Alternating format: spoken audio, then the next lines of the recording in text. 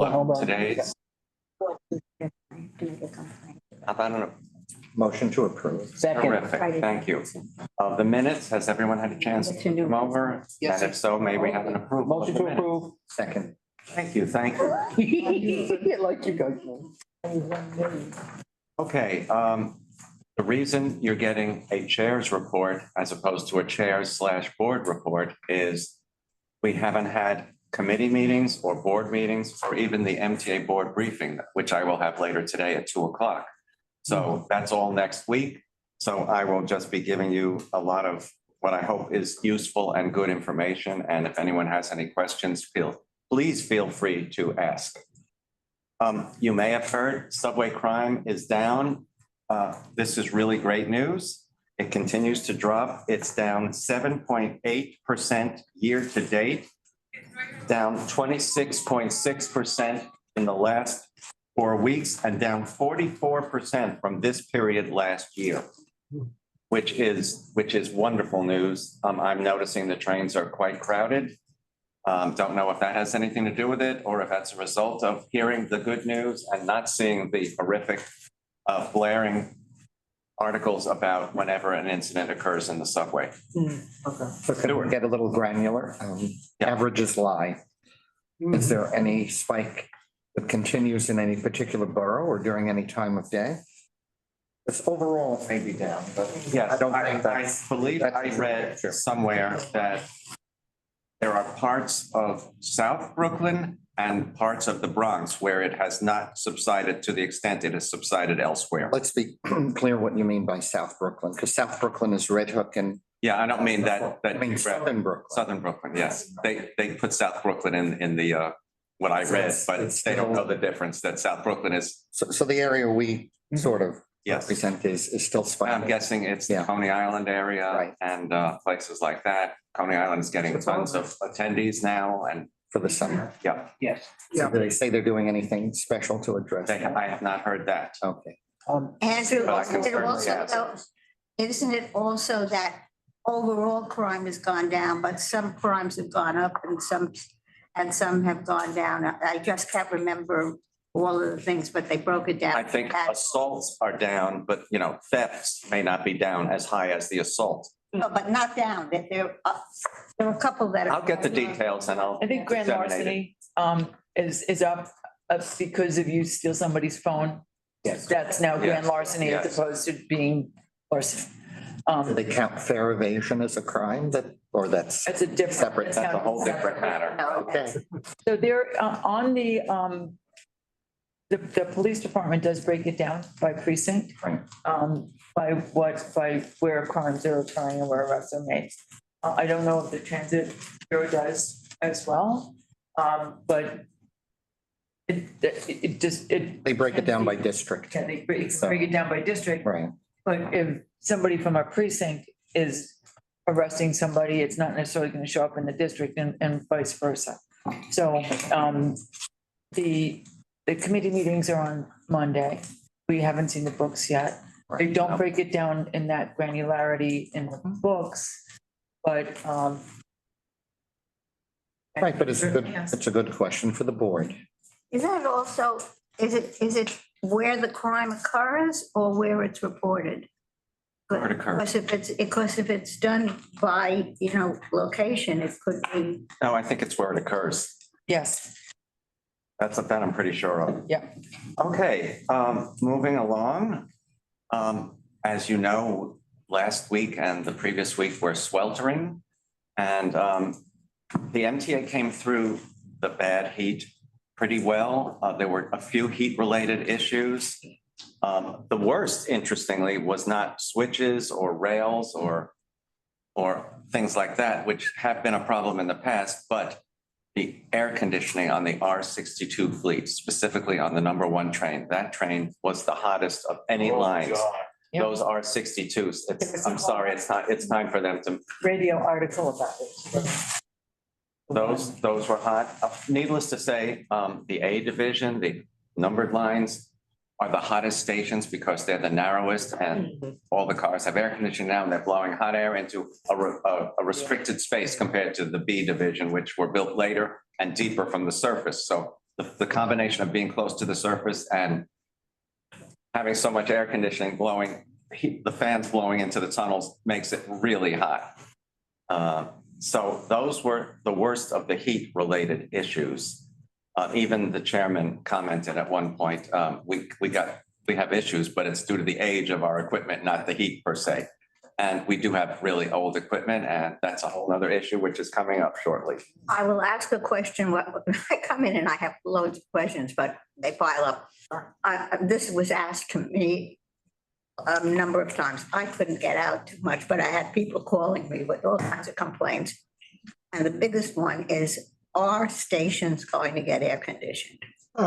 Or when are stations going to get air? Or what is the situation? with Some air- stations, obviously, on the Second Avenue line and Hudson Yards are air conditioned. Yeah, but that's 3 stations. Right. Grand Central, I seem to recall, has air, No, it was blowing hot air. It has They were- lower. It was It's blowing not hot air air around. conditioning. I just talking about on the 4, 5, 6 level. On the 4, 5, 6 level, as of this morning, it was, and it Wasn't wasn't that hot out, but it was blowing hot air. Yeah, no, it's blowing, Oh, it's that's just blowing hot air. It's just like, Don't forget, like, people were standing under it because it was the only place the air was moving.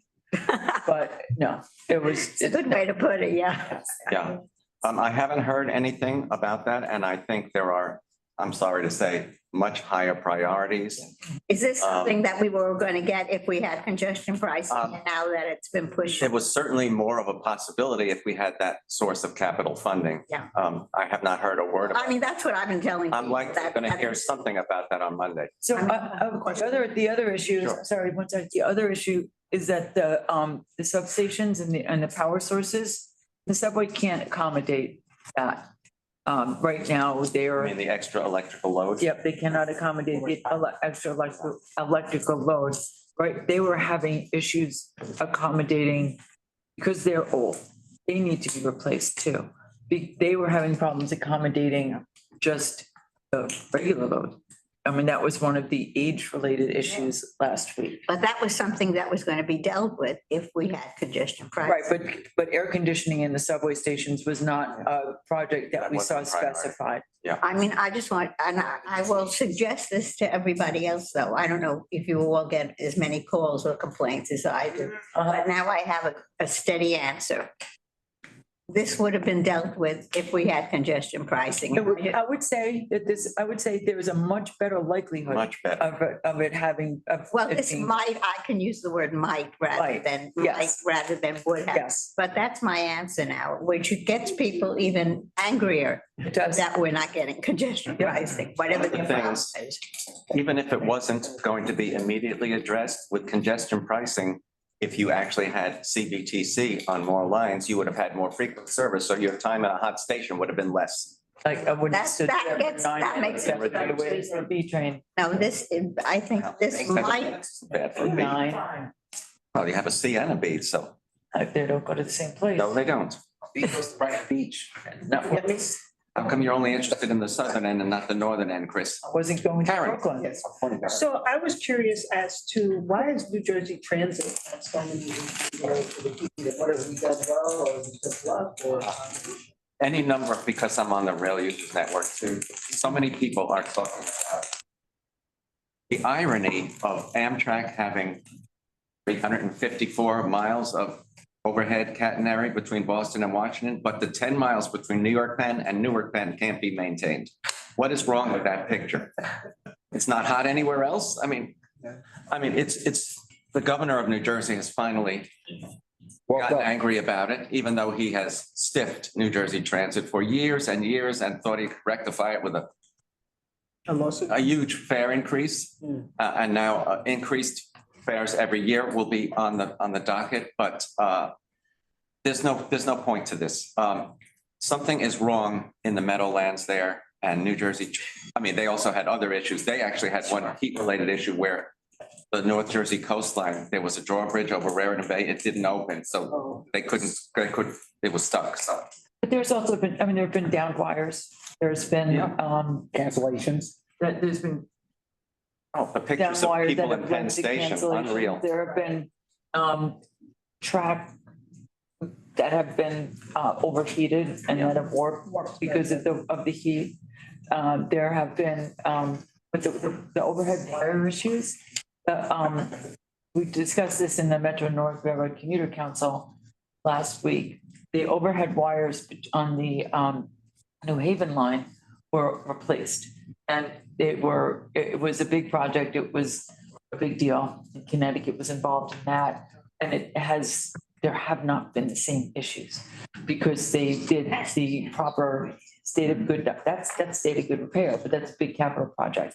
And the same work has not gone into that investment. That is what happens when you don't invest. I know It's consistent. sometimes it's really hot and they have notices that they have people stand by in case the tracks warm, but they're like in a state of readiness. Yeah, they've got like bags of ice, which is an exaggeration, but they have, Yeah. they've got machines that are cooling down. Do you know if when Amtrak did that work on the catenary in Connecticut, did the state of Connecticut contribute to that? It was state of Connecticut, it was Amtrak and Metro And North. Metro North? Yeah. Yeah. I think that's where you see New Jersey is not doing. Exactly. They've been stiffing New Jersey Transit for years and it's starting to show. And of course, the bridge is going to be replaced. Well, now that they found all the gold bars, maybe they Yeah, can use. maybe. Yeah. So with that big outage last week with that crowd strike, Microsoft issue, are the transit systems affected? They mentioned that New York City, Worldwide. no, I meant in the US. Well, that's New York City, is worldwide. Yeah, I believe SEPTA was involved and CTA in Chicago, I think. Okay. And It's a software. I mean, really the only impact here DC was that the Metro. countdown clocks didn't work. The airports were the most affected, but the great irony, right? Given the That's why infrastructure here, we're not connected. they could literally manually move the switches. But I didn't hear any problems with the rail control center. Jessica, I don't know if you heard any. Nope. I was quite proud. I see Maddie's hand is up. Thank you, Andrew. Well, I do want to hop on there because I mean, it really has been really one heck for New Jersey Transit and Amtrak. Because yesterday I was listening to the New Jersey Transit meeting online and listened to President CEO Kevin Corbett's report on, they have been breaking downs and, with Amtrak and stuff. So I would like to give to Tony Kosher, the Amtrak chairman, and Stephen Gardner, the CEO, and also as well as Fran O'Connor, Commissioner of the New Jersey Department of Transportation. So you mean this is what happens when you don't invest in 21st century technology, and then things could frequent. We have the gateway tunnels that are over 100 years old, and they were designed when Corzine was governor of New Jersey, but then Chris Christie canceled it though. And second but last thing, I want to go to congested pricing. For that, State Senator Jeremy Cooney, who's now the Senate Transportation Committee chair, says if the governor has to do it now or abandon it all. That's all I have to say. Thank you very much, Andrew. Thanks, Maddie. But let me make one quick correction. Gateway tunnels have not been built yet. They're coming. It's the existing Hudson River tunnels you're referring to. Existing, yes. Thank you for that correction. No problem. We finally got the funding. for Yes, the New gateway. Jersey, yes, We should 70%. Thank Chuck Schumer because. he made Absolutely. it happen. 70% will be paid for by the feds I'm gonna and put it on. 15% from New York and from New Jersey. And I just also want to say, Jeremy Cooney did write a great article. Yeah. But he didn't say do it now or don't do it at all. He said, need to find a way, find the funding, give the governor 100 days to either, we've got the solution. It's called congestion pricing. Either find the funding or implement congestion pricing or something within the envelope of what makes it work. So the fact, he's the new transportation chair. One of the things that, on the Senate side, one of the things that he pointed out was the number of jobs that will be lost upstate.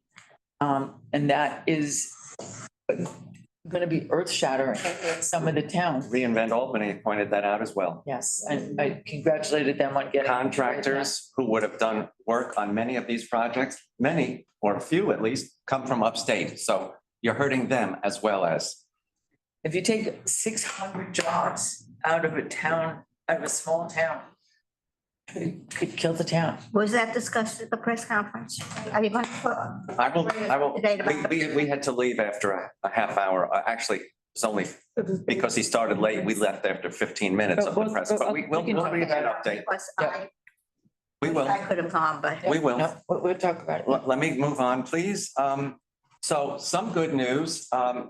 You may have recalled Superstorm Sandy and the damage it did. Well, this fall, Amtrak will actually be closing one at a time 2 of the 4 tubes under the East River that were damaged from Superstorm Sandy. And the fact that we now have a great number of Long Island Railroad trains going to Grand Central as opposed to Penn, they can do this without affecting service levels. If we had to do this before Grand Central Madison, you should excuse the expression, we would have a loss of Long Island service, but I believe we will not have that now. They will do 1 of the tubes at a time, starting this fall, and that's great news.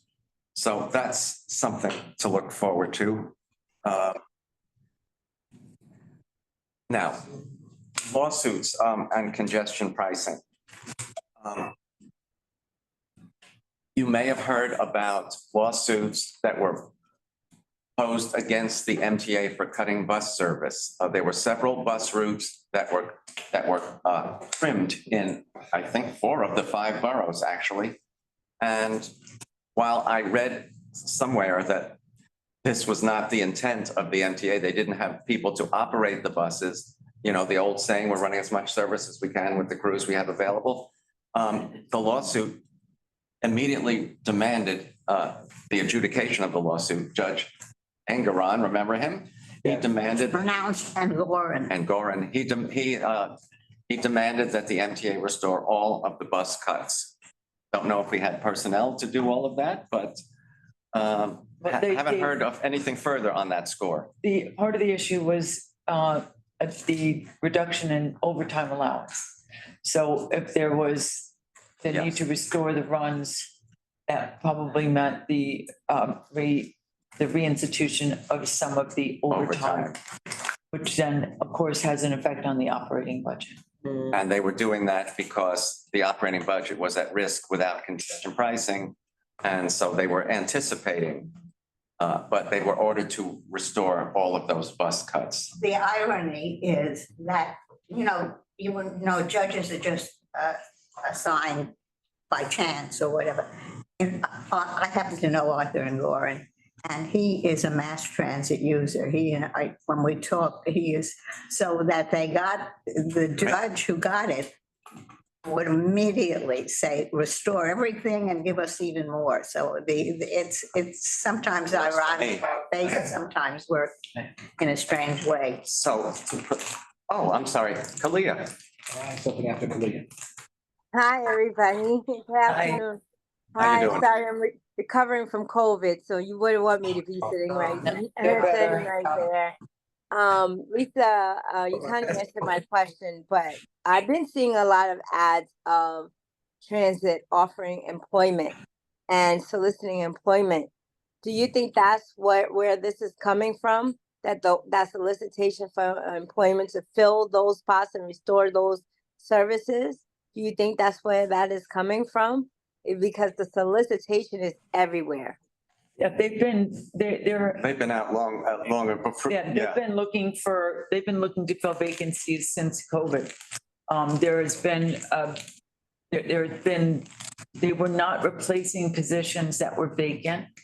Some of it was, previous administrations who said, okay, well, we have to reduce headcount, we have to save money, but at what cost? And then when you have right of return, and economic resurgence, and you have, what do we do with, how do we revamp, how do we re-up the levels of service that we need? And it's the same on subways, buses, and both railroads are short. So they've been doing hiring halls. not just the operators, conductors, but the maintainers and Yeah, basically the totality of services, Cleaners and bus cleaners and operators, yeah. big issue with the buses. Yeah, they've been going out and hiring fairs, yeah. so. Encourage, it, and Hiring fairs? hiring fairs. Hiring Not hire fairs. Fairs, that comes later this year. And by I the know. way, it's in all boroughs. By the way, it's been in all boroughs, the hiring fairs. Just so you know, in a lot of the Disability Unite festivals, those hiring solicitations have been across the board in all of the boroughs, just so you know. So they are really trying to recruit very, very hard. So thank you, Yes. everybody. Sorry, I'm going back to my COVID voice. Sorry. Yeah, right. And Mark Simpson voice. Yeah, yeah, she's fine. You have Paxlovid? As I was trying to say, I was trying to get to the only thing I've been seeing lately also with the short bus, they mentioned on the news, certain buses in boroughs. But when I'm saying at the same time that I don't see dispatchers are doing it, to be honest with you, I did put it in because I have it on here on the record, is they're bunching together. And when they're together, they're not like the Three Stooges spread out. They don't spread them out. There are times you're waiting for a bus like over an hour or and a half, 1 hour and a half. And this is rush hour we're talking about. There's something that needs to be, I know I put it in. Telling everyone else to put it in, it's like talking to a wall.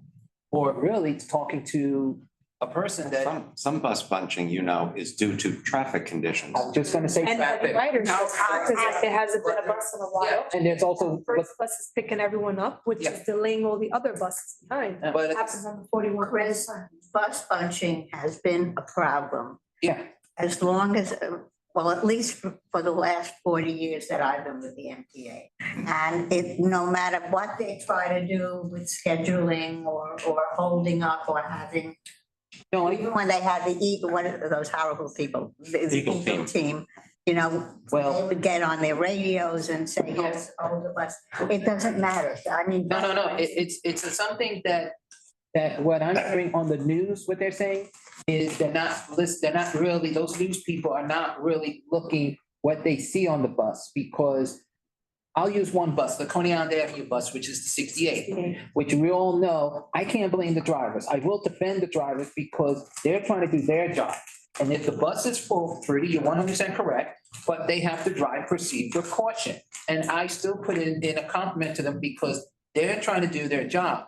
But at the same time, when I mention bunching, is they're trying to get the customers the best they can. But at the same time, also, Jackie Gleason's the only depot that does put in a notice because they're doing construction near their depot. They are delayed getting out of the depot.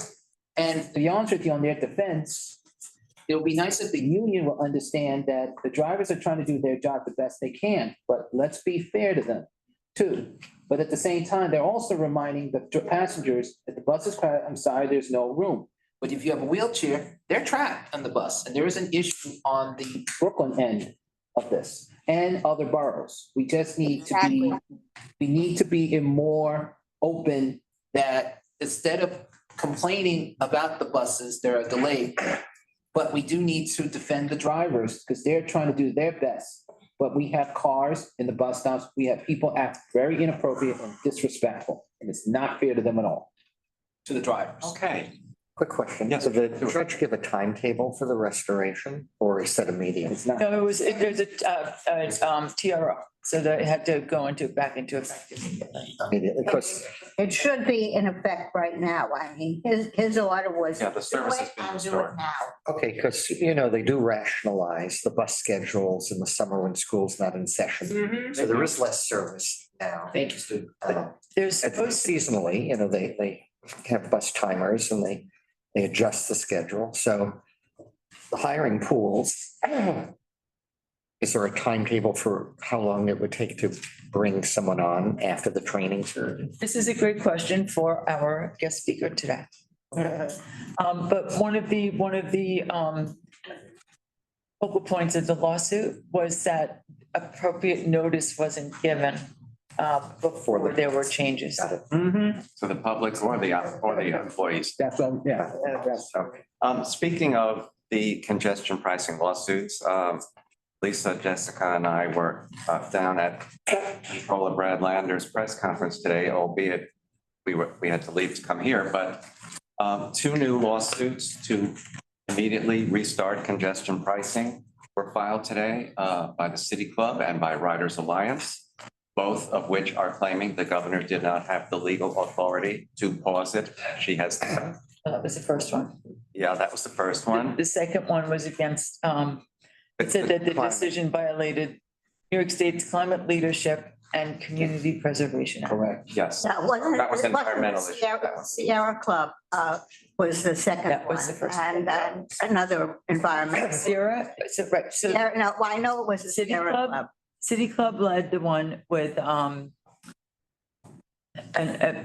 City Club et al.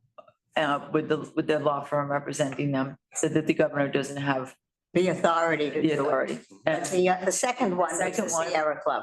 it's Riders Alliance is the lead et al.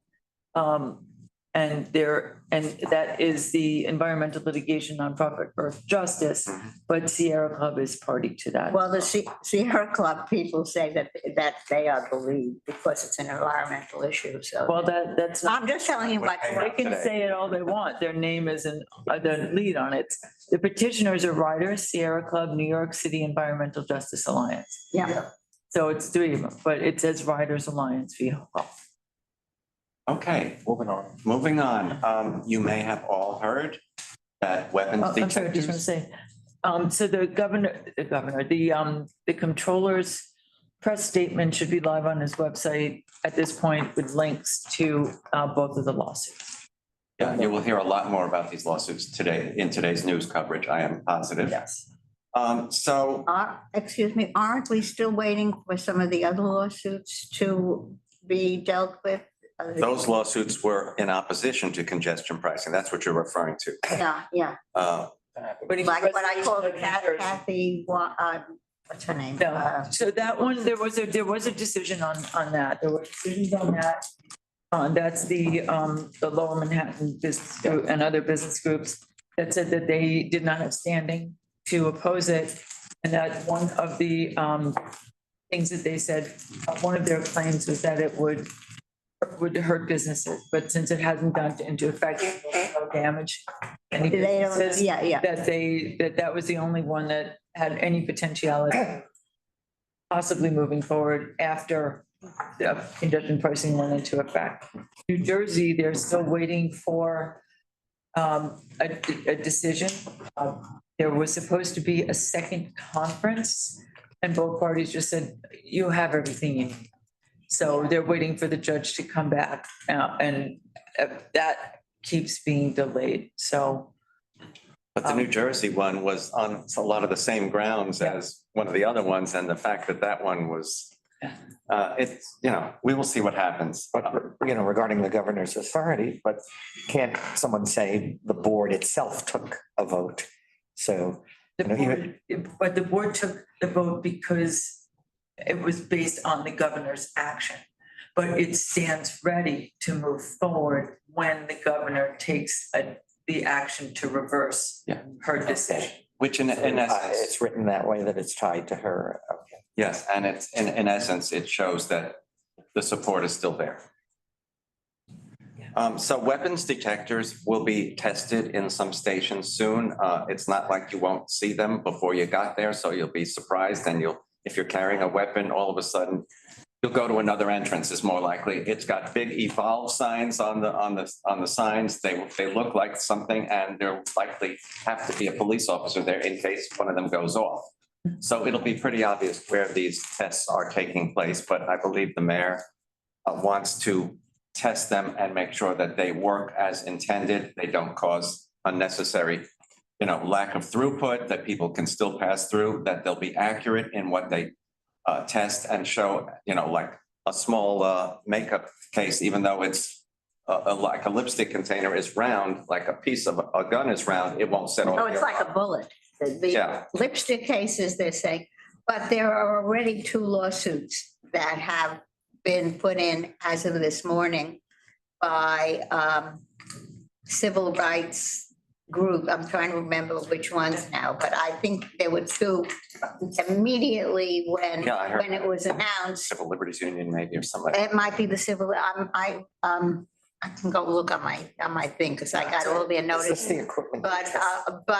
But they are already suing, even though the mayor is saying, well, this is just a test or whatever, and they're saying no test because it can't happen, no good. Right, the city needed to wait 90 days until it gave the city council notice, which is a, I guess, rule before it can put in new technology into within the system, I guess the whatever system.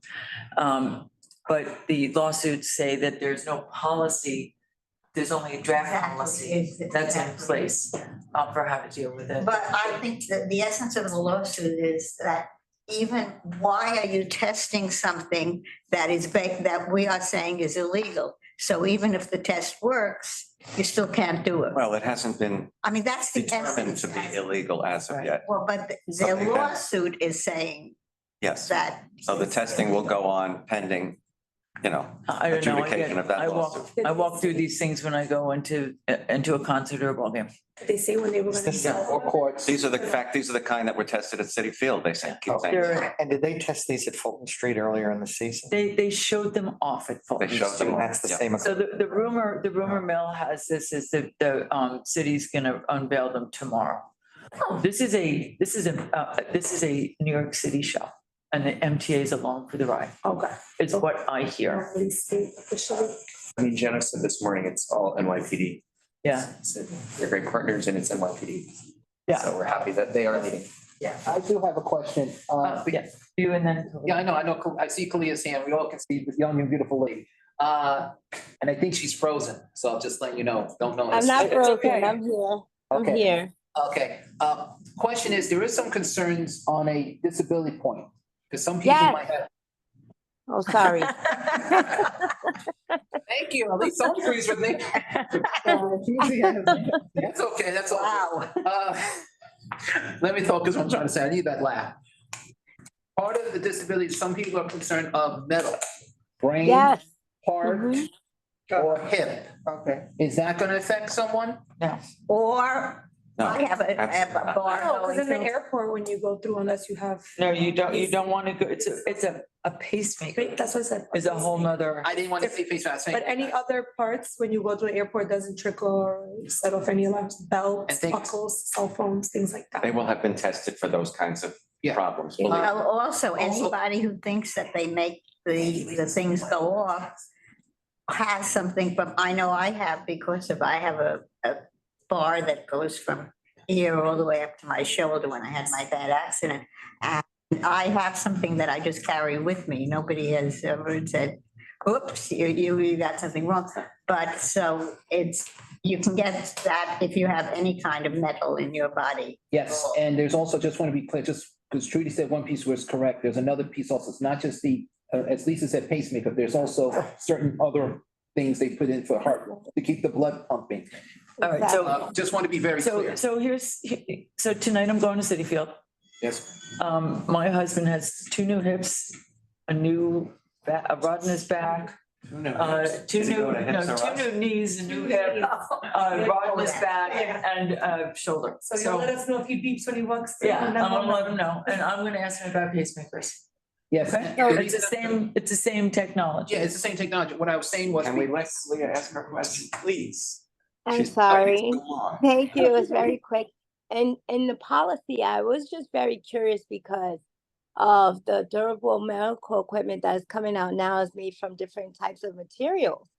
And as a person who does walk on crutches and does have a wheelchair scooter and does have an electric wheelchair and does travel a lot, have made those alarms go off many, many times.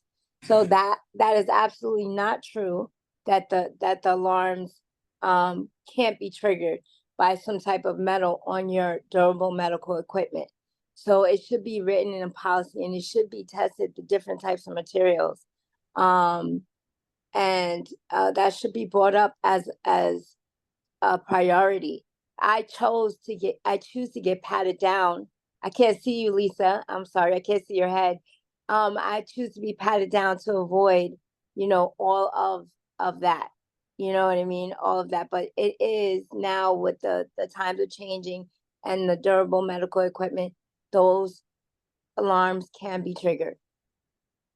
Do you, when you go to the, I don't know if you go to the theater, but when you go to the theater, do you have a similar experience of setting off the It depends alarms? on what. It depends on It's what. usually the same kind of the go through detectors where you don't have to take everything out of your pockets. It's not it's not the airport screenings, it's the ones that are similar to the entertainment venues. Well, I love the entertainment venues. I'm a music fan. But it depends on which crutches I'm using, for example. I'm a girly girl, so my crutches match my outfits. So if I'm wearing, Brandon says, if you're using my Wakanda crutches that are used out of a special material, metal material, I might make the alarm go off. But if I use my Barbie crutches that are made out of a plastic material with a metal on the inside, it won't make it go off. All right. Yes, So, of course. Barbie Of crutches? course. Yeah. Yes, See all that? right, next meeting, we'd love to see your Barbie crutches. Yes. I will. we're I paying. will bring them. So But it's you can't just wait till really October for breast cancer one? All right, so these are really good questions, and we'll even see if we can find out any answers at the press conference, Thank you. whenever that may be tomorrow. Thank you so much. It's the mayor's press conference, right? Mhm. I mean, this is a mayor's program. Yes. Right, absolutely. but the rumors are swirling about when and where the press conference will be. But we're just, no pun intended, we're just along for the ride, right? Exactly. We're just interested and active onlookers Okay, so let me just wrap up by, with concerns, and our focus is on the riders and how it's going to affect riders of everybody's abilities, experience, yep, and headways and throughput. and throughput. Yes.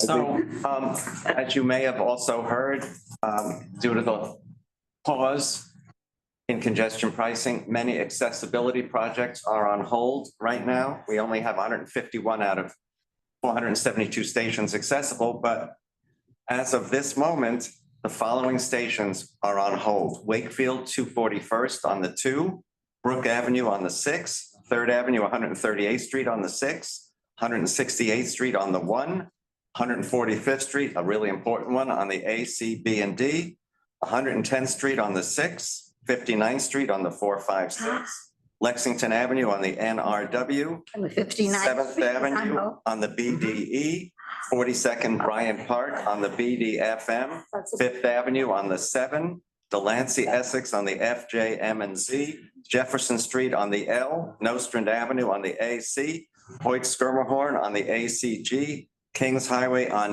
the N, and 18th Avenue on the D.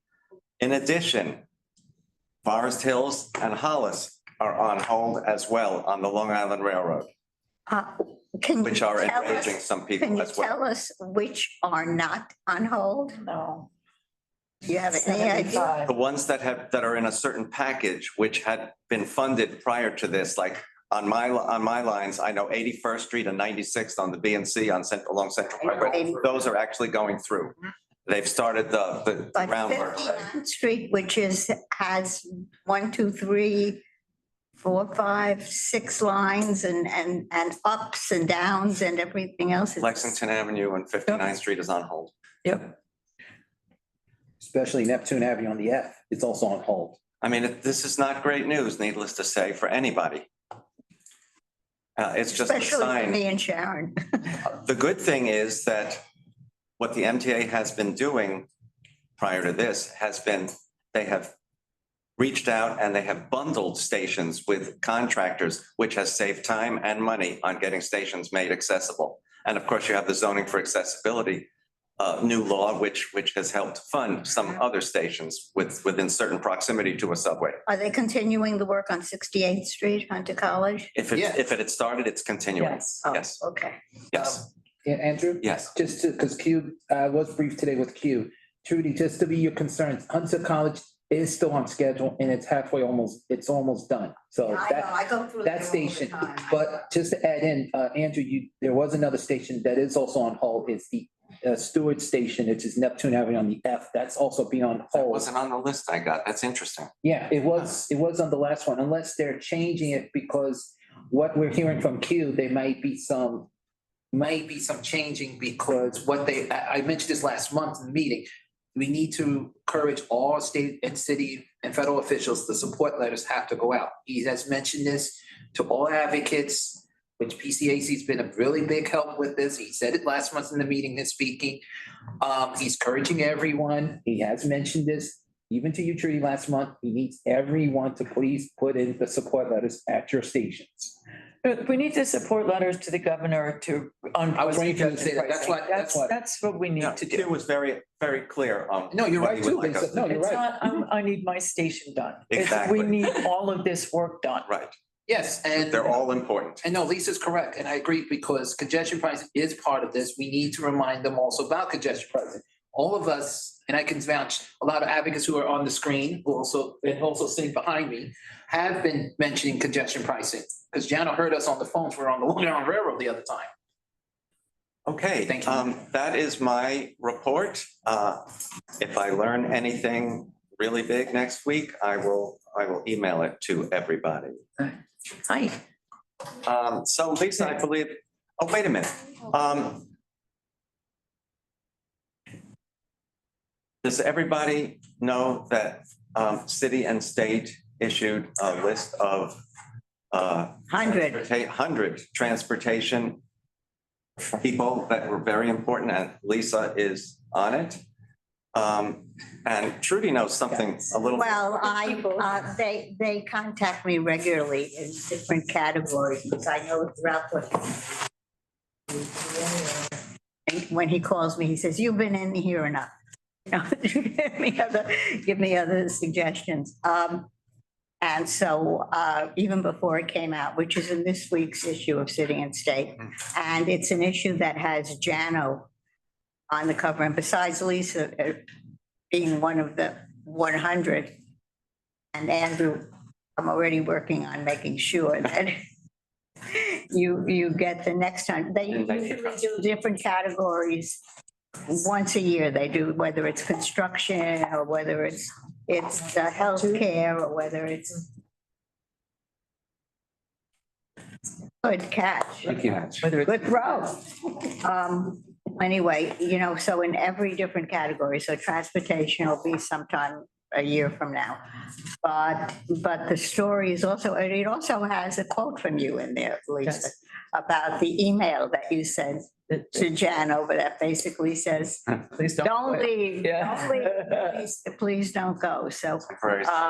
but anyway, yeah, I think it's very nice that they recognize us through you. And as I said, I think, Andrew, it's going to be your turn. So. And I thank the staff for that too.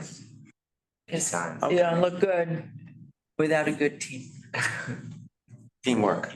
Yeah. All right, Lisa, I believe it's your section now. Thank you. Yes, we have been anytime I say we, I really mean the team. The PCAC staff is unbelievable. Yeah, it just really works incredibly hard.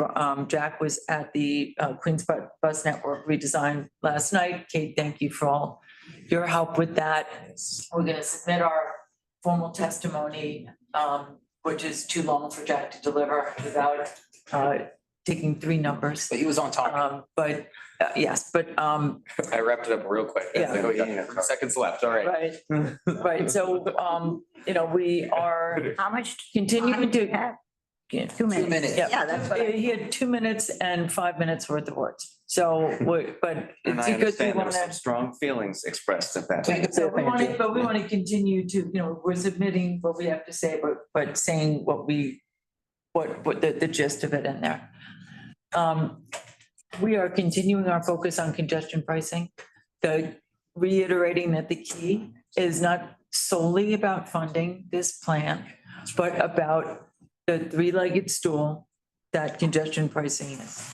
Funding transit, but also improving air quality and reducing traffic. And the benefits that it brings in its totality. So even as we're talking about funding the filling the giant hole that was created by this pause, we're looking at the next plan. The next plan will either carry forward with it a $16.5 billion hole and start from negative $16.5 billion, or it will start from where it is now, which is a flat zero with no way to fund it. We need to find recurring, sustainable, lockbox, bondable funding streams for the next capital program and for moving forward. So it's something that we're looking at, including looking at best practices from other states and some of the less ridiculous recommendations that have been made for this plan. We again have developed a graphical representation of what some of those are, that they don't fit the bill of what this congestion pricing plan would do, because it only one thing does, but how some of them could be used for the next plan. So we will be continuing to focus on the here and now and also the needs of tomorrow, because they are vast. And the 20-year needs assessment, which is the basis for the next program, and we'll learn more about that in the coming months, because that needs to be adopted in September by the board, it is a very data-driven approach to project selection. And it would be, sort of thrown in a tizzy if all of a sudden there's a backlog of projects that now need to be incorporated into what is a structured ranking order or becoming a structured ranking order. So there's a lot of work to do looking forward and a lot of work to do right now that we're continuing to focus on. We're hoping we don't have to go back to figure out what operating funds need to be raised, but that will depend a lot on what happens with congestion pricing. Yes. We are looking at our legislative focus for next year, but that's in development now is sort of we have ideas now, but the ideas now will be partially dependent on where we go with funding streams for capital and also for operating. What am I missing? Oh, you can say, go ahead. Oh, I was gonna say, Jack. Today, Jack. We got some exciting news this morning. They said it was an affordability announcement. I was hoping that was gonna be like a City Ticket Weekly or something, but this is good too. So they have a new student Omni card rolling out, which it's 4 free rides a day, 24/7, 365. So it's much more expansive than the current student Metro card. For the next school year, it's just going to be this physical card, which you can kind of see. I know it's a little small. And then Janice said that not this coming school year, but the year after, they're hoping to be able to have it on phones. The mayor had a press conference about this morning. And again, it became a mayor, the way it was presented was that it was a mayor project rather than, there seems to be some difference of opinion between the mayor and the governor about which are state projects and which are city projects. The city funds the student Metro card. Not enough. That funding levels haven't changed in a decade. or Can you more. pass that around also? We could just Yeah. show and tell. But they haven't, the funding levels haven't changed in way too long, even as the fares have increased and the cost of fare evasion has increased as well. And, you know, I think if you ever go to a subway station after school lets out, you know, there's a lot of just people, yeah. Just go right. through the gate. Right, but that is also because there were at the fare evasion panel, there were focus groups with students who said, why do I have to pay? I already have a Metro train. So there needs to be an educational component that I'm sure there's gonna be this is- prior to this right, rollout. so there is there was a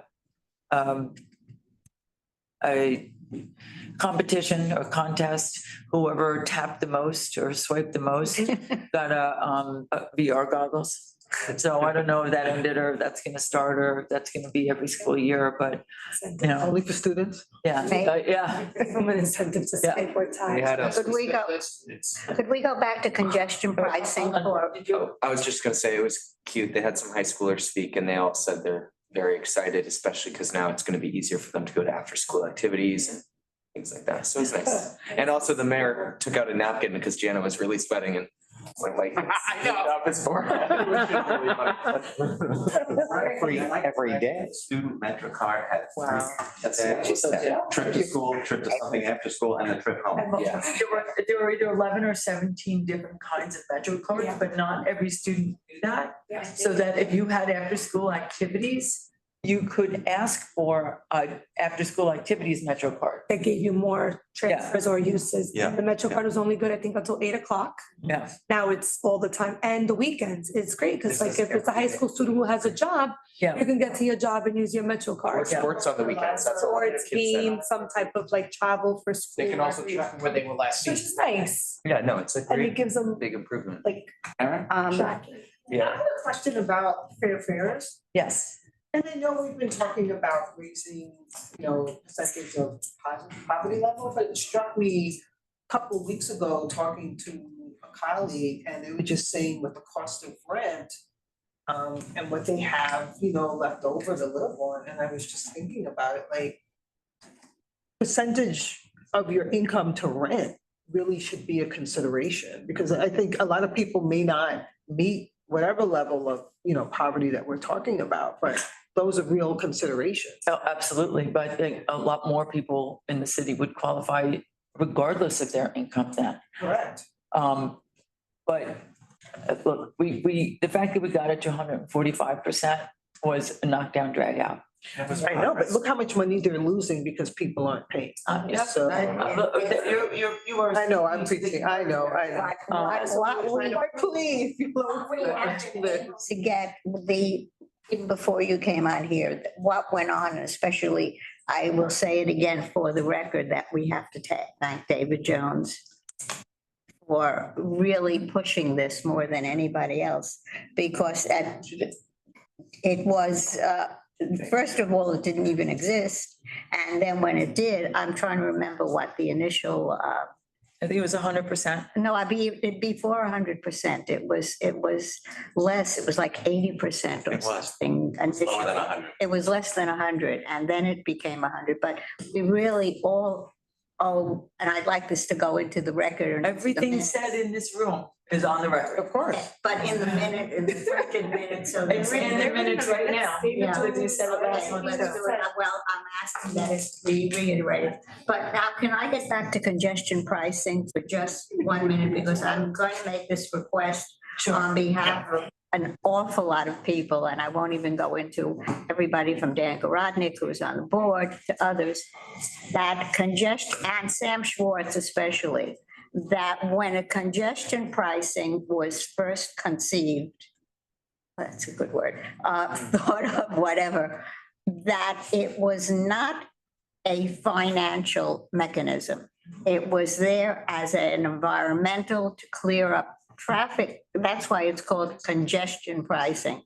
And now when it is referred to, and even as we in here where we're talking about it, I've been asked to make sure to everybody, at least everybody in here, and when you talk about it, that it is first and foremost an environmental program, which will also bring financial benefits to the city of New York, to the capital program, to the MTA, et cetera. And But, upstate, where many of the contractors are located. and- yeah, but the whole thing is, please refer to it as an first and foremost, as an environmental program. I know we have to move on. I just, and we can talk after this about it, but I have, on my keyboard, whatever. And a lot of the uptown boards still had a lot of questions about getting behind congestion pricing. I think it's important to have trusted messengers that represent the community when we're talking about these things. And environment is great. And yes, but a lot of folks have other concerns, right? We can't talk about the environment until we are able to live in an affordable community, right? To support the I'm environment. not saying, no. And I'm not talking specifically to you, but I know that has been a main talking point. And for some folks, they can't get to that when they're thinking about how am I gonna get on, how like their everyday wants and needs. They can't even talk about the environment. And so I think it's important that we, like the list that you said you all have, that we can maybe, I didn't see it, I'm sorry for giving the email and I look at it. But the list that you all have put out, if we can put certain talking points to those things that really resonate in the separate communities, I think we can have a better consensus around it, because I will have to say that my community board was really not behind congestion pricing. And a lot of the uptown boards were not. So it's a very sensitive subject, and folks were kind of celebratory when it didn't happen. No, I think that Judy, one second. I just want to, since she's bringing up a point that has been brought up so many places, I am not saying just an environmental program or just as many people have people, totally against it, which they've been saying, this is just another form of taxation. This is just another way to tax people and nothing else. It's a combination of all of those. And a lot of people are thinking. Yeah. I mean, there are so many reasons that different people and different people and students are against it, and they're all ganging up. So all I'm saying is, when you discuss it, it was originally, way back 10 years ago, conceived as an environmental program. Oh. Yeah. Oh, no. Anyway, I'm just giving you some history on this, because I've been involved with this thing since Sam Schwartz first, Gridlock Sam first came up with the idea. All right, okay. Kalia's Susan, had her hold hand on, up. Susan Fuente again. I think that there are, there are probably a number of ways to address the concerns, maybe a forum, and with the community boards would be a great way to go. You probably know that the boards that are within the congestion zone all came together to write a letter of support for it. Right. So there, My board is in support of it. but so I think that there probably is a way to address, to determine the trusted messengers to speak to the questions that are being raised. Yeah. No, I would be happy to. Trudy. No, I was just going to make an offer of following up on Right. everything. Karen Go ahead, Kalia. She was, but, No, I wait. okay, sure, Kalia. Yes, hi. So my question, Lisa, to go back, since the governor reneged on congestion You're pricing. unfrozen. I'm on frozen. Can you hear me? You're fine, please go on. Okay. Can you tell me why the bipartisan infrastructure law can't fill in some of that $16.5 billion deficit that we're having because the governor reneged on congestion pricing? Why? So there's some projects that can, so the way the way the Federal Transportation Administration funds projects is through grants. They don't give direct money.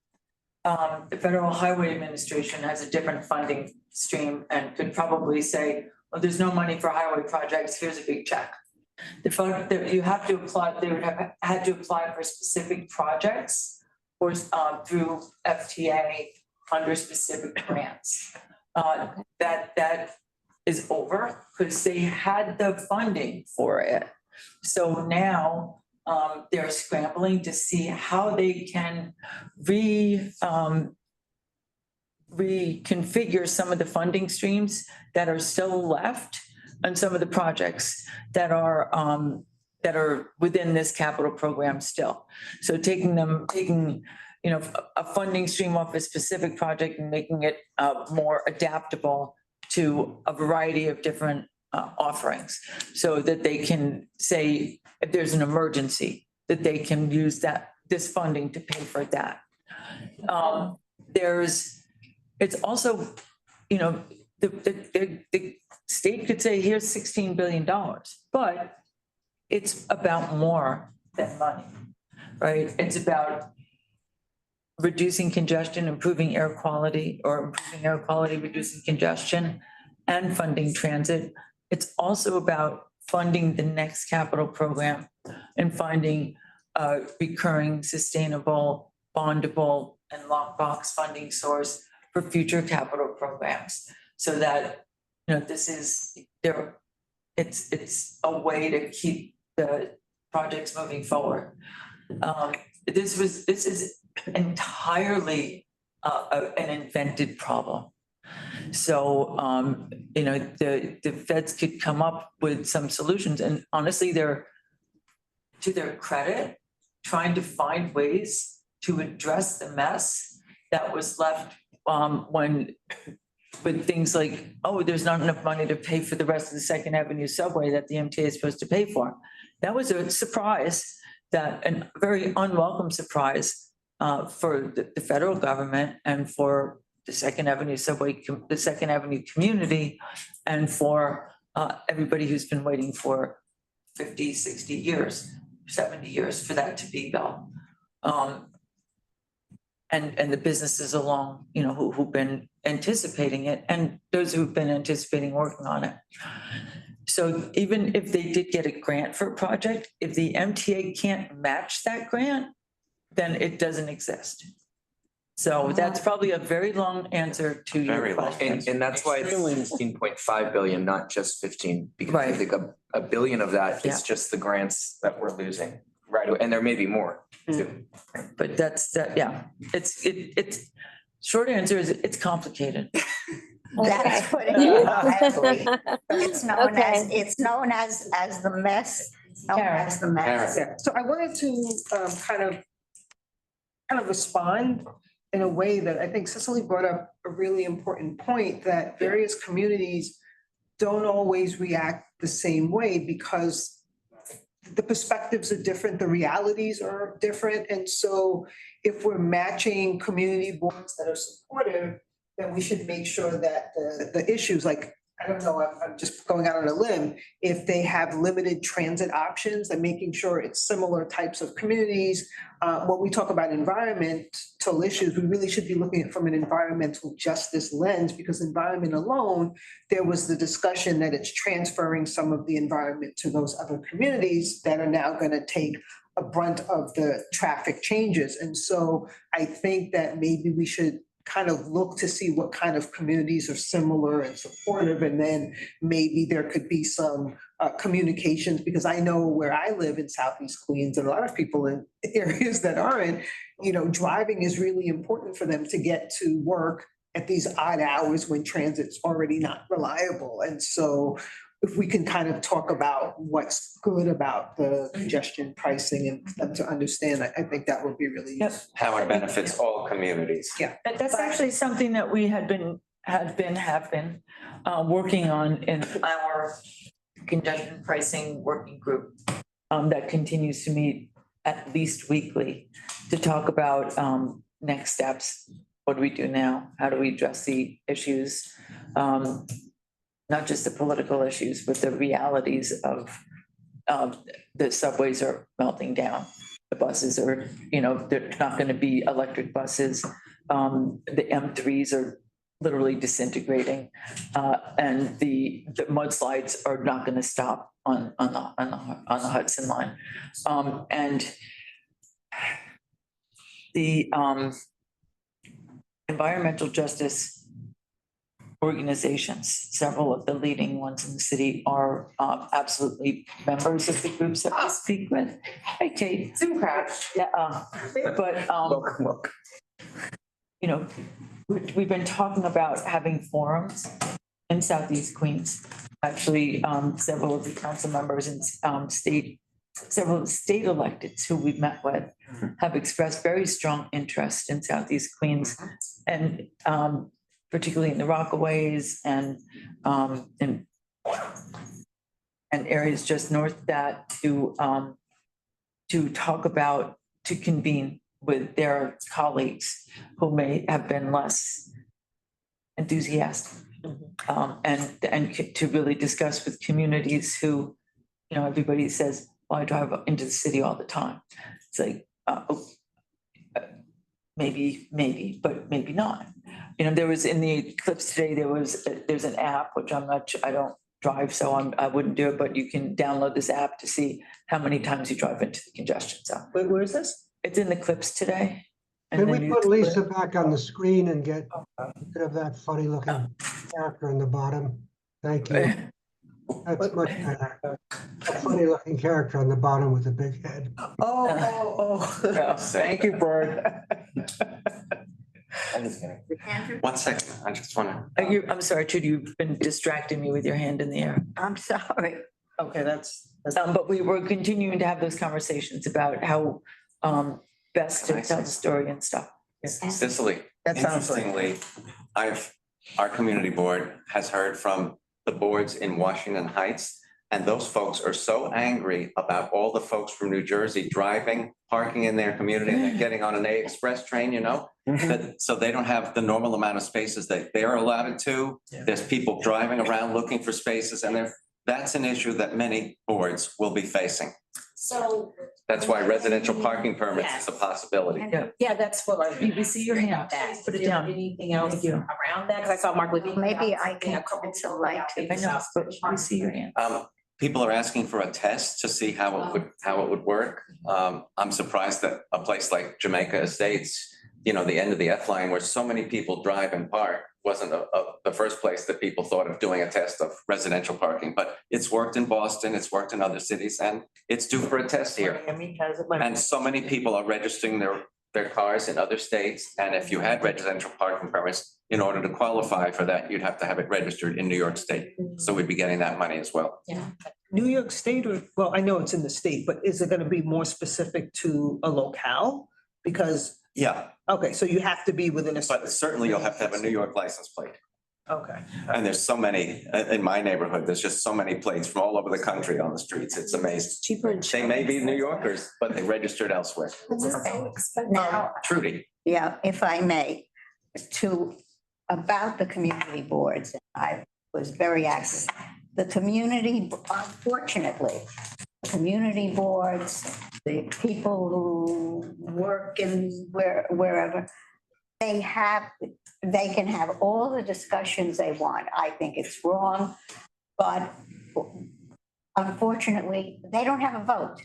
This is strictly the governor signing off on something. Everything else, we've had, on my community board, on the east side, there have been a lot because the line cuts right. The community board, it literally cuts the community board in half. And people who live on one side are now fighting with people on the other side. And I've had to tell them what I'm saying here is that the community boards, the people don't have a vote. Even the elected officials who don't really, they had a vote up in Albany when this was passed and everything. But now, and I know this sounds terrible of me to say, and I really don't like it, but that is what exists. It would be very good if people understood how congestion pricing can, and that's why we had Sam Schwartz here. That's why we've had fora all over the place and will continue to. And that's why I've spoken at so many different groups about this, because when people understand it, they are more in favor of it. But, and that's why I was going to say, I'd be happy to come up to, I've been uptown a couple of times and spoken about this, and I'd be happy to do it again, especially how it affects the Second Avenue subway and the financial part of it, but it's not about building the Second Avenue subway, so. And we would welcome you to come out and Sam Schwartz, but I will say, we don't have a vote about this, but we do have a vote about who represents us. And Absolutely. that's what's key to this. Well, then you have to get to your elected, you must let your elected officials and the Right. board must. let Okay, it. so here we go. Before we get into political conversation, we have 10 minutes before Chris comes, before our speaker. Chris P. And the other Chris is clearly already here. So we have old business and new business. We to do take have care to of fit that in, first. so, We have 10 minutes, I'll move mine. because we must be out of here at 2. any items of old business, folks? You want to bring up about the subway, the bus stop still not reflecting, No. has anything happened? I see. I'm gonna see Frank on Monday, I will check on that. Oh, so you haven't had a chance? I have not. Last meeting, okay. I've been up there and it has not changed, I'll tell you Oh, that. I know, I use it You all know. the time, believe I me. was gonna say, I mean, maybe Karen, yeah. the next meeting or something, we could talk about the Queens bus redesign here. That's really what I would like. I think we had a presentation on that a couple months ago. We did. No, the hearing. Oh, the hearing. Yeah, that what happened yesterday, just some of the I guess so. reactions and I don't know what happens next. Okay. We can probably find out what happens next now. Sure. A young. Okay, would you mind moving over so we can get to you Where's the camera? right here? This is in the nice, good, comfortable seat. There's good, we could turn it that way. I'm Kate, I'm the Director of Special Projects and Government Community Relations. I think it's not once or twice. Yes. The hearing was last night. We had a pretty robust turnout. 75 people spoke of the 140 who had pre-registered. Wow. Yeah. Which for a bus hearing is actually a very good turnout despite some of the rhetoric that may have been shared yesterday. Well, Queens has more bus riders than the city of Chicago. And it does, and. Seriously? Yes. Their opinions. Yeah, it's huge. It's just absolutely massive. It's 180 square miles. It's big. It's big. Yeah, it's a lot. So, and I know we're out of time, so let me go quickly and I'm happy to talk more. So now this was the end of the marathon, right? It's been the same outreach phase from December 23. We take everything in. 2, I think. Well, on this report, it was 23, December 23. So the proposed final plan was sounded out in the public for 9 months. Some people don't think that was adequate. It's an entire school year. I'm a little tired. So now we look at all the comments, we revise our schedules, we have to send them back into the planning department's schedules department, and our next speaker is the chief of that department. They do a review, we get another cost analysis, depots, jobs, all that stuff comes out of the scheduling process. It takes months. We'll come back out in the fall with the revisions, we'll present them to the MT's board of directors. If they approve it, we would then begin a multi-month implementation campaign, which will be both in-house work, street work, and public education, Just like the Bronx. just like the Bronx. So in the fall, is September or October? Don't have a timeline on that because it is a lot of work. It will take us some time to review all the schedules. It's 113 routes, depending on how you count things, but it's like 300 and some odd schedules. Because we have to account for trips and school trips and holidays and variants and it's huge chore of work. It takes an entire team many, many months to do this. And they do this 4 times a year in every borough. It's a big chore. Yeah. And all the folks who do the work do report to Chris. So I don't want to take his thunder either, but we heard what we have already heard last night. I cannot say that there was a new concern or problem that was introduced, which I think hopefully speaks to our process. that we have gotten into the corners and cracks and found where the weak points in the proposed final plan are. The team has spent months reviewing incoming as it comes because, you know, it's a process, got to keep things moving. So those schedules will be reviewed and then we will have something new to share. And I can't speak to what has been put forward, but I will say that the team has diligently looked at everything and tried to address what we can. And when we come back out, we will address what we did, why we did it, what we didn't do, why we're not. So it'll all be out there. So we do know folks have been waiting for answers for some time. It'll be some more time before you get those answers. But just please continue to trust the process and we'll get there eventually. Maybe I'll sleep when I'm dead. Has John Lou been involved in the process all along? Because Yeah, let's not talk about that little press thing. no, but I'm asking because as someone, I was brought up in Queens, so I know the bus system there and Of whatever. course John's been involved.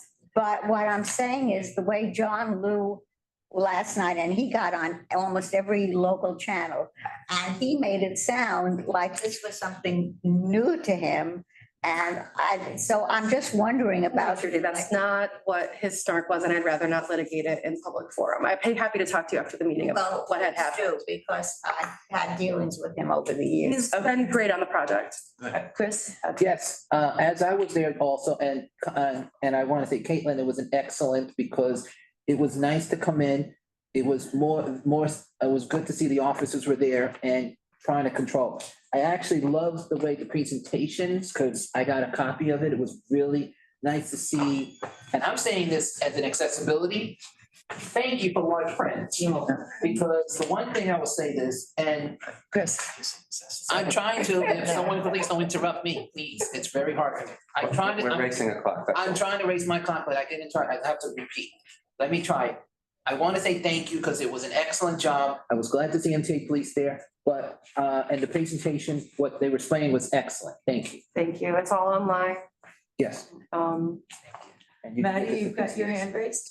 Yeah, it was a great presentation last night, Kate, if you know what I mean. I think Lucille did a very good job with all the moderators, you know? Thank you. Yes. My only complaint is that it's not happening fast enough. Thank you for your comment. Good one, I good agree. one. But it is, as we've all noted, it is worth getting right. Yes, absolutely. And just, I mean, we remember the days, right, going to the library. Please. And being in Bayside So and. those who've been with us since the first quarter of 2020, before the world changed, it's been quite a run. Yes. Yeah, I think didn't we start this in 19 or was it? We did with the Yeah, we existing did. conditions report. The first project kicked off in 2018 with the Bronx. And then, fall 19 was the beginning of Queens, and I think late 19 was the beginning of Brooklyn. I actually handed out flyers at one of the stops in the Bronx after that, and the riders, because I was wearing the uniform, told me that they liked the changes that had been made on those two routes. So we're doing something right. And we will, upon an approval from the board, we will have to mount a large scale campaigns. We will do the customer ambassadorships again. We may need volunteers. We did 1,500 shifts at 55 locations in the Bronx, and we think this outreach campaign will need to be an order of magnitude larger. Oh, definitely. So, although we won't be up against the same level of COVID concerns that we had when we went to the Bronx. So hopefully we'll be able to get some more volunteers. Thank you. Yeah, of course. Any items of new business? Karen, then Chris. Thank you. Yes, I don't know if we've already started. Have we been looking at how Project 2025 will affect transportation infrastructure as well as transit funding? Absolutely not. Oh, what, they're. Project 2025, no, God help that's that thing that we're not able to. No, Well, there's that Center for That- American Progress. That's a non-starter. yeah, we're not looking at that at all. No. Okay. Thank you. The Center for American Progress. Yeah, no, we're not. Center, that's it. That's not Chris, exactly. go ahead. I'll be quick as Chris is coming in the next few minutes. On new business, two things. One, everyone happy 8834.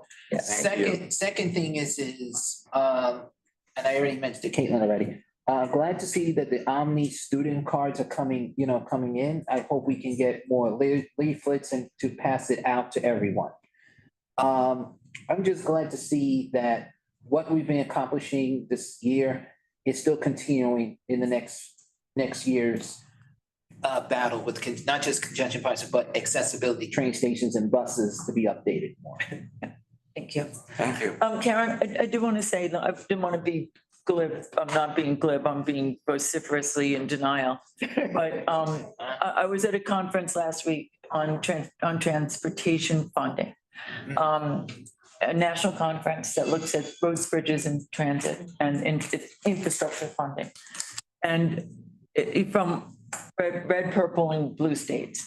And the one thing that everybody agreed on was that we want the IIJA funding to be the floor. That is the new normal. And we want to start there. Okay. That leaps and bounds have been made with the level of funding that we now have, and we can't go back. Right. And that we have to departisan infrastructure. And that includes, sort of not having transit be separate in some ways, but having it all work in the ecosystem together. Right. And how we can collaboratively make that happen. So that's, yeah. Chris. Fair enough. Thank you. Hello, Chris. Hello, How are you? I'm good. How's Good. everybody? Afternoon. Thank you. Your timing is perfect. I'm trying to uphold the values of our on-time performance. Yeah. Looking like a true cube.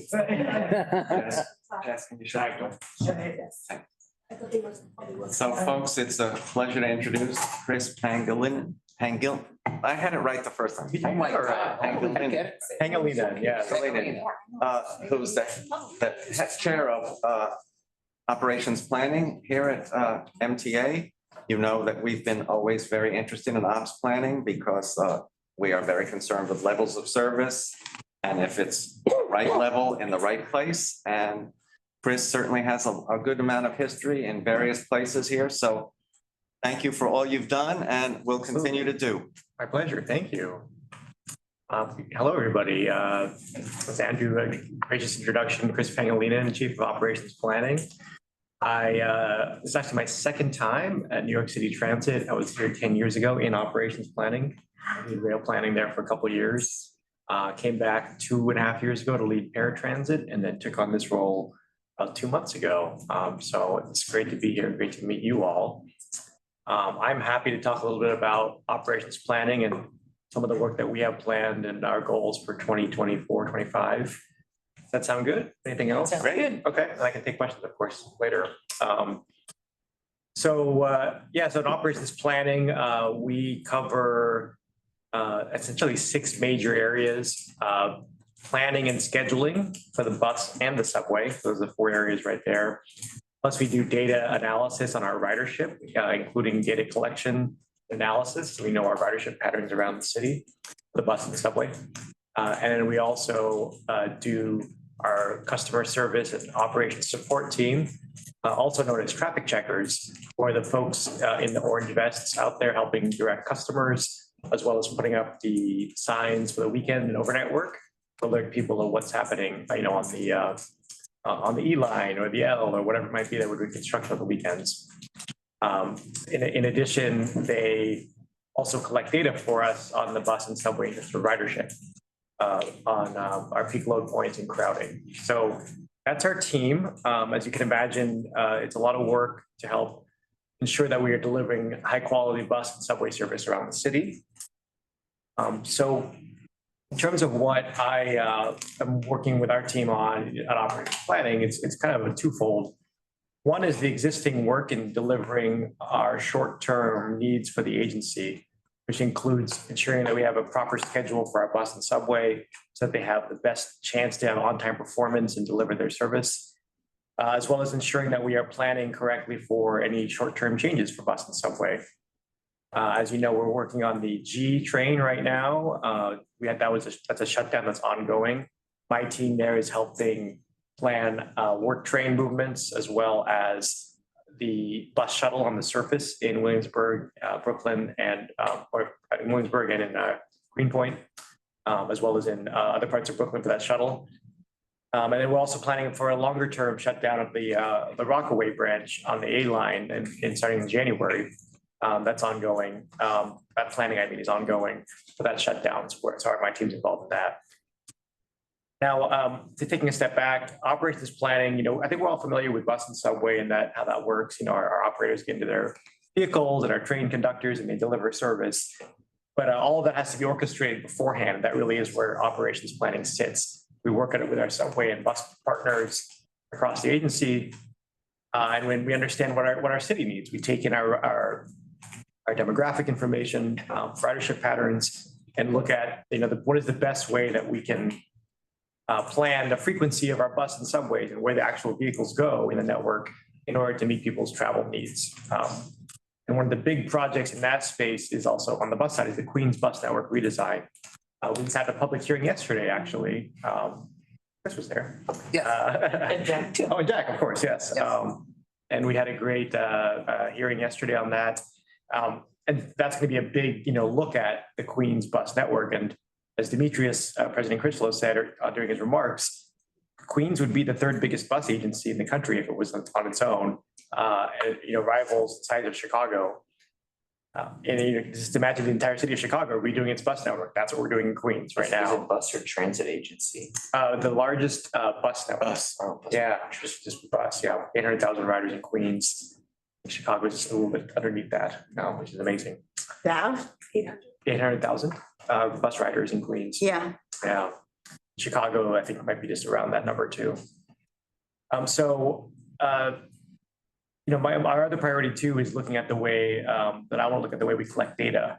So, getting into the nuts and bolts of operations planning, our traffic checkers, historically, they've been the ones that have counted people at our peak load points, in other words, where the bus and subway are most crowded, manually, looking at people getting on and off physically the bus, or, putting themselves, for example, at Borough Hall in downtown Brooklyn and counting the people that are on the 2, 3 trains, the 4 and the 5 trains they roll into the city, into Manhattan, or coming back out Manhattan into Brooklyn. And so, as you can imagine, it's difficult to get a comprehensive look when you're doing things manually like this, especially when you're trying to count people on a subway train that's 10 cars long and whizzing by you at 30 miles an hour.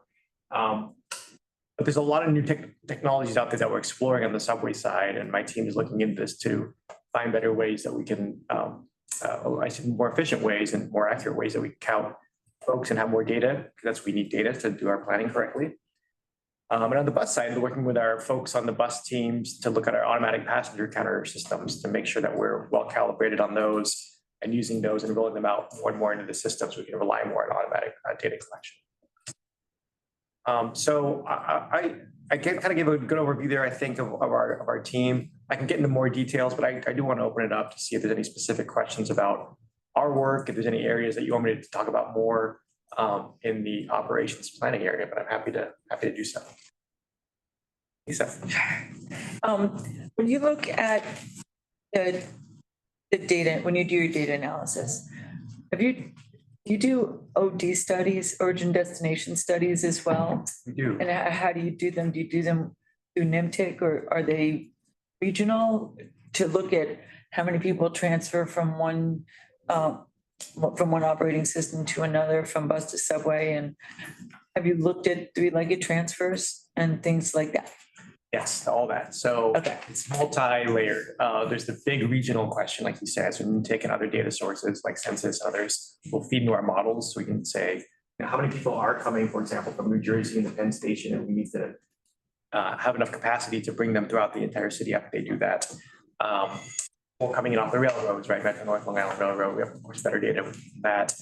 But also we can get a little more granular too, especially with Omni, which is going to be helping us in terms of, and now, in New York, unlike in DC or San Francisco, where we don't have a tap out, right? So we can't know exactly where they're going. However, there have been proven methods to look at the second tap in. So for example, if you tap in at Times Square and then you tap in at Bowling Green in the afternoon, we're going to make the assumption that you went from Times Square to Bowling Green and back because of the way your tap pattern looks like. And so looking at all the MetroCard data and all the Omni data, we can build a pretty robust model of where people are going and at what time.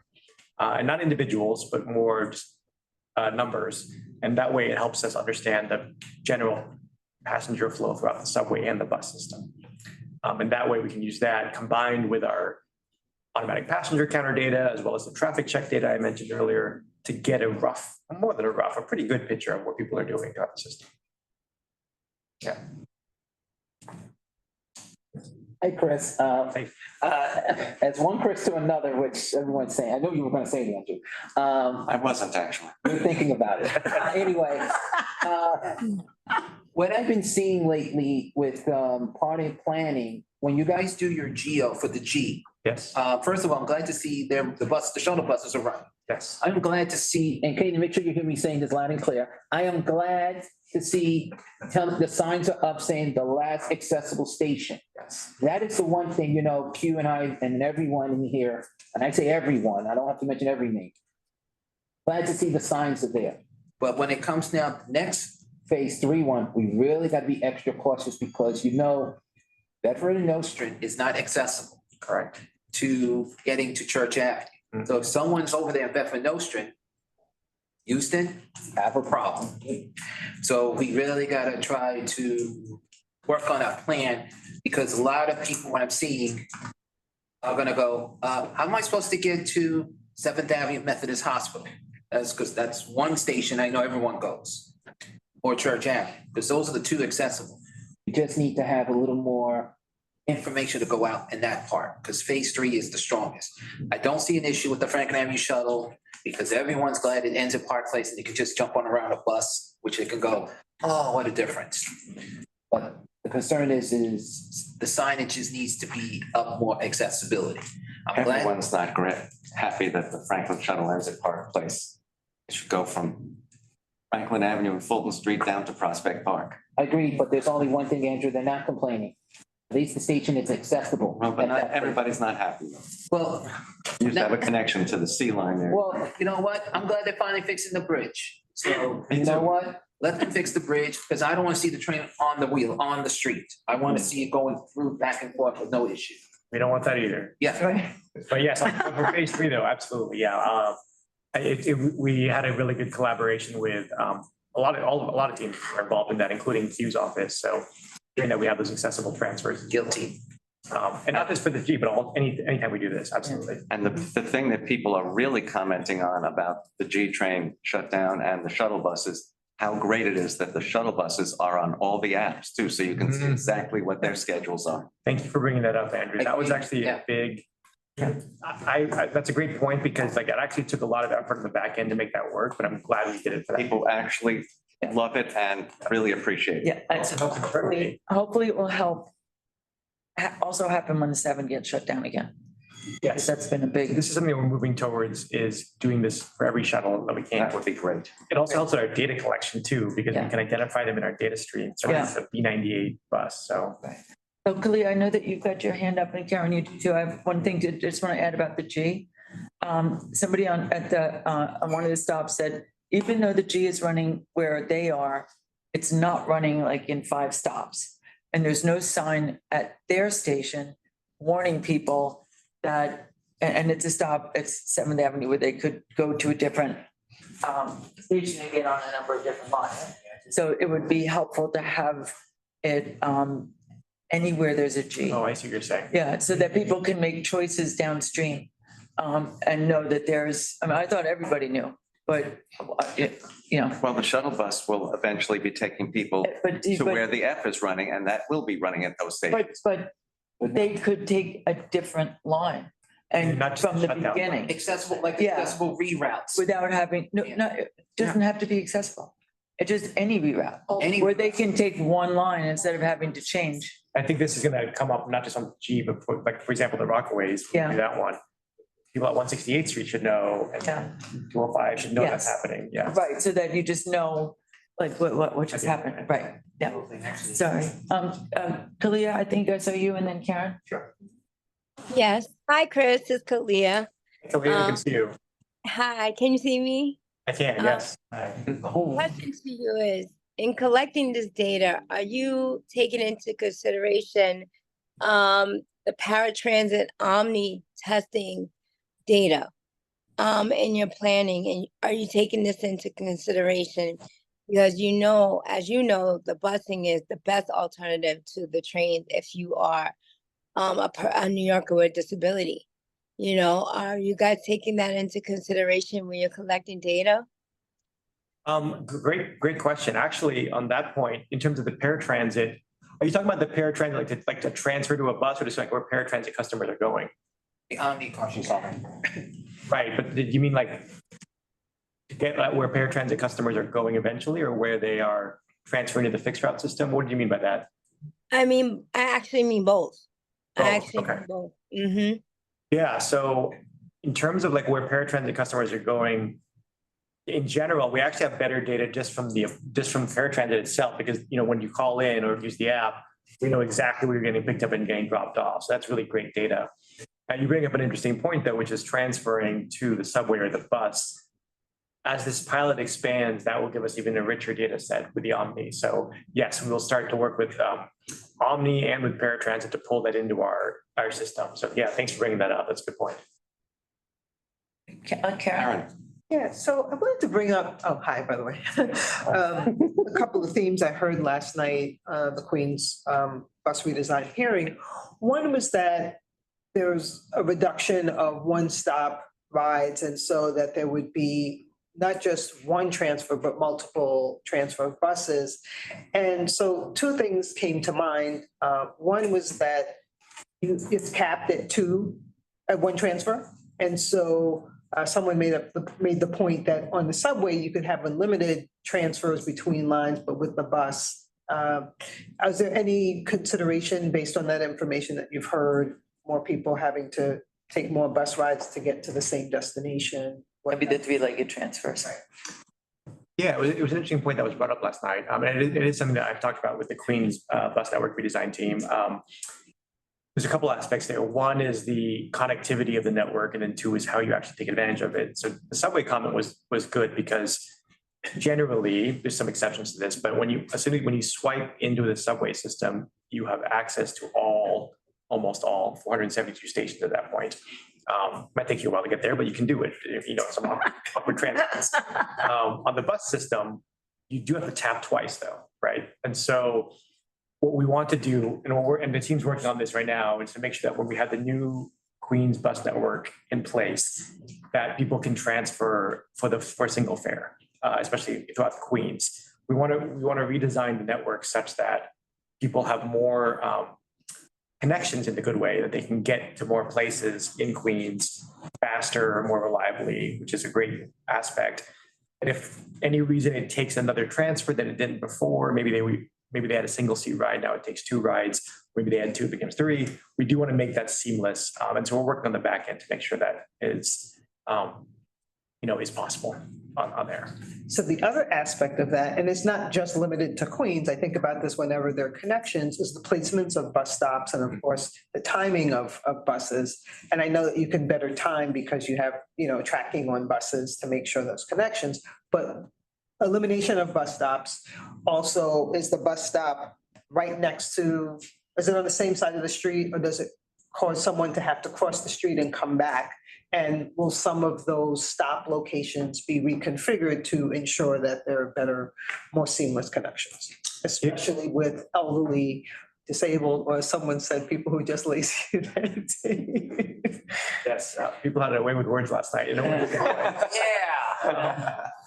But yeah, in terms of the bus stops, the team is definitely looking at specific connections that we can make sure we don't disrupt those, or that if we are consolidating or balancing bus stop, that we put things in a way that makes a transfer easy. I can't speak to specifics, I just don't know the specific stops, but general principle, absolutely, for sure. And then third, is there a place to comment where those stops, where people see that there's some sort of disharmony? Is there? Yeah, I mean, Kate, do we have we have our system for submitting comments still? Yeah, so folks who want to submit official comments for the record on the public hearing have until 8 o'clock on Friday, and I put the link in the chat. It's also on the website. Folks who just want to tell us about their bus stop, that portal is on the Things Redesigned website, is always open. And for other, like if you notice in Manhattan, like, if you get off at 34th Street and you have to walk to 32nd or something, I'm just making that up, like, is So just there? like a regular, Right. so that I would use the regular comment portal to send us Okay. that info. You That's can what also feedback. send them us, the WhatsApp team, the X team, the what do you call the iPhone chat team, like. WhatsApp. They're really quick about dispersing those suggestions, but it's something that would ultimately go back to Chris's team for review. Yeah, Karen, we have two separate teams, which is great. But they're all in their bus, all in their bus planning, all under my team. But one team focuses purely on the redesigns and another one focuses on is the everyday operations. Okay. Of each borough. So what you're describing would go into that team, but regardless, we can take a look. Thank you. It would be great if you could schedule bus stops where the likely bus transfers are to another bus route. For instance, on the M86 SBS at Second Avenue, it stops on the east side of Second Avenue, which is Can you of let course me the talk connection about zone that? is That's downtown. my problem. That's why I'm raising my hand. Go ahead. I just want to, generally, it is my understanding that the actual placement of the bus stops is done by city DOT, not us. Yes. We can suggest, I don't know if suggest, demand, jump up and down or whatever, but they make the final, is that correct? That they make the Yeah. final decision? I think the relationship is though it's very collaborative, so the Well, word is you're- definitely stronger than suggest, maybe less in demand, but I would say we have a very good working relationship with DOT, so if there are areas where our customers are, we want to create, like if it's a corner and we want to make that transfer, just walking across the corner as opposed to crossing the street, we can absolutely bring that to DOT's attention and they have very similar values, improving safety and all that. Sometimes, as you know, we can get political if we're moving parking or anything like that. However, when there's a good reason for moving bus stops, we work closely with DOT. Well, then my question is, if there is a problem with a bus stop, Yes. should it go to you first or go to city DOT first?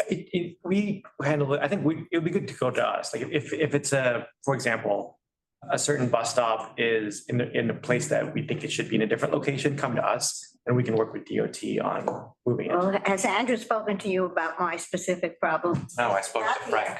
Oh, well, okay, let me just tell you that it is ridiculous. It's not the M86, it's the. It's the M15. M15. And M15 SBS. But we're going downtown, Second Avenue, going downtown.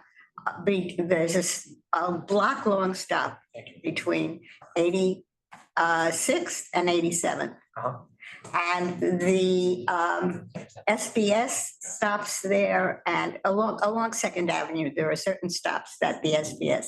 And everywhere else, whether it's an SBS or regular M15, whoever comes in, goes in. If there's another one that is following it.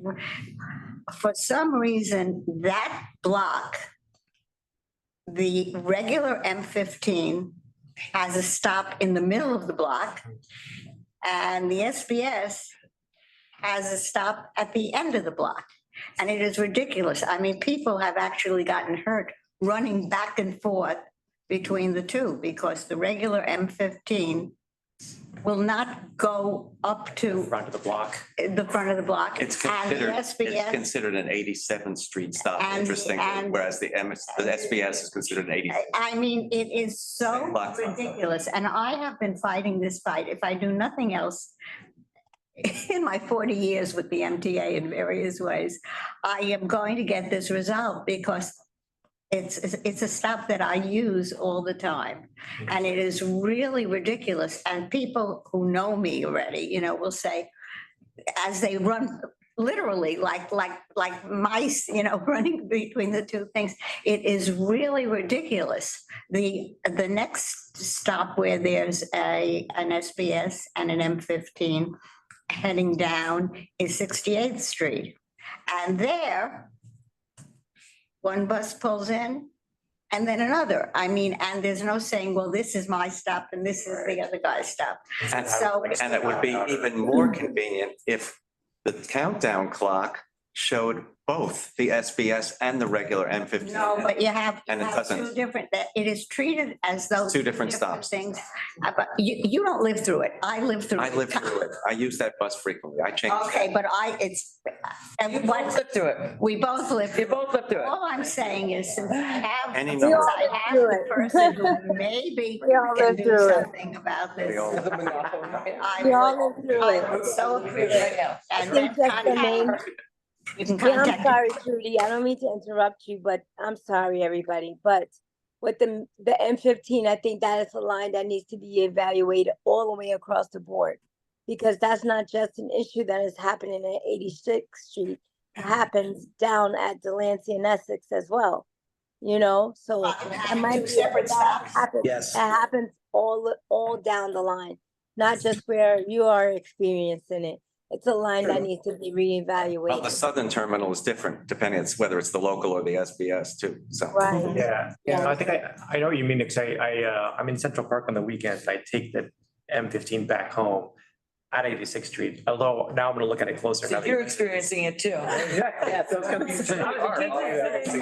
The weird thing is that on First Avenue, if you're heading uptown, Yeah, there's no problem. yeah. It's just one This long right stop. here. It's a- It is just, I didn't know that it was also happening downtown, but I do know that I've been living through it. Okay, let's- Thank you, and I've come to that source.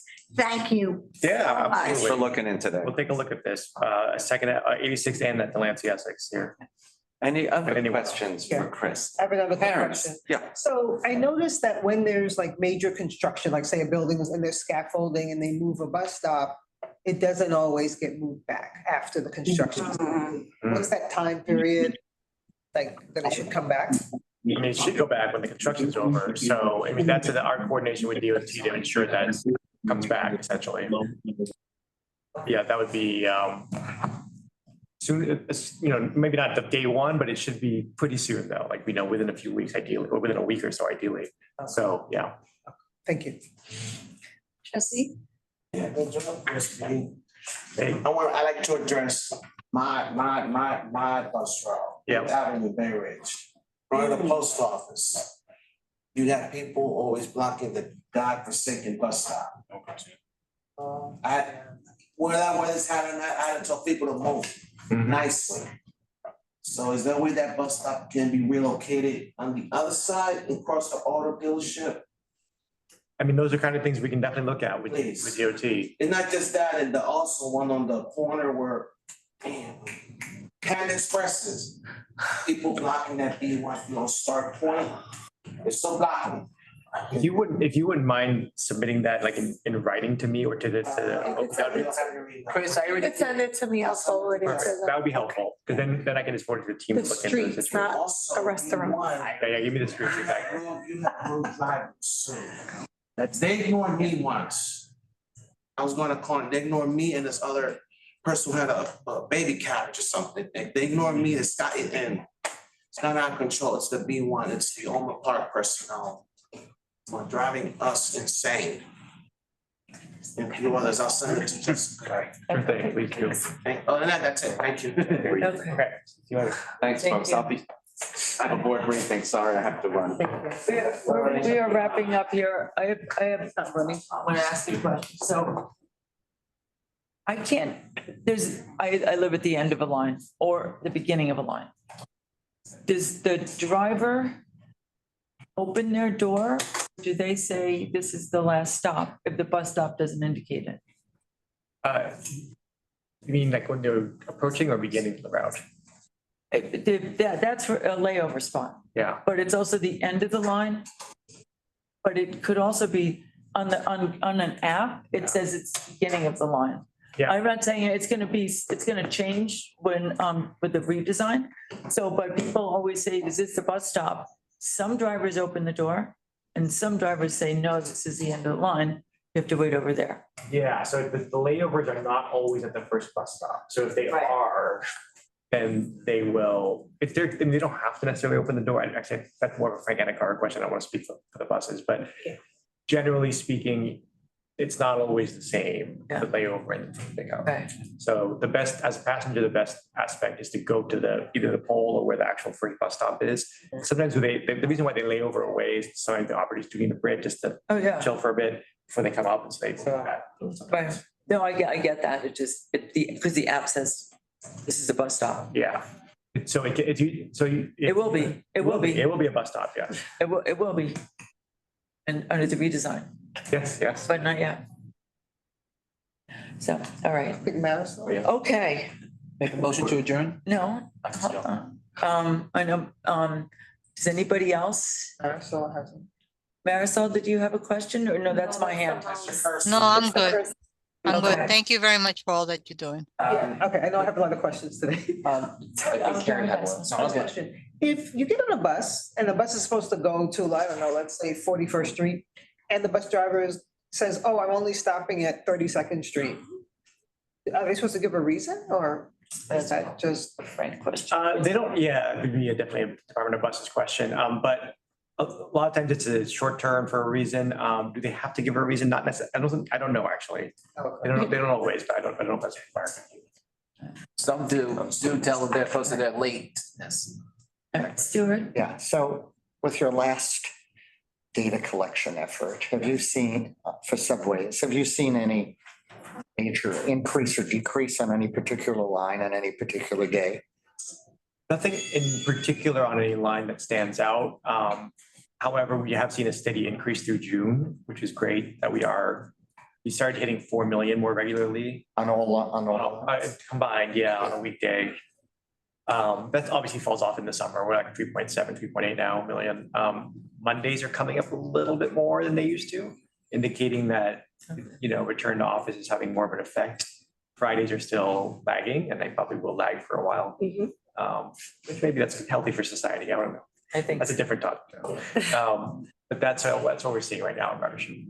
And then on the bus side, not because we can't get granular with a particular line, but in any particular borough, do you see any major change?